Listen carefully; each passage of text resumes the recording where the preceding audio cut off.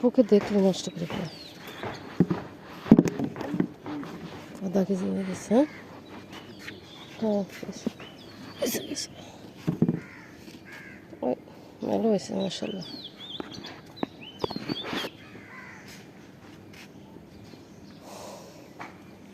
ওই জায়গাটা বেগুন গাছ ছিল তাও হয়নি।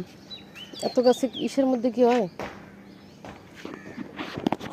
বেগুন গাছে এতগুলো উস্তে গাছ উঠে গেছে, 2-3টা রাখতে গেছে, ফেলাই দিতে গেছে। এর ভিতরে আবার লাগাইছে কদু গাছ, এই বাল গাছ হয় নাকি কদু গাছের ভিতরে ড্রামে। ভেন্ডি গাছ হচ্ছে কাঁঠালা গাছ। ইনভেস্ট করে মাইরে ফেলছে।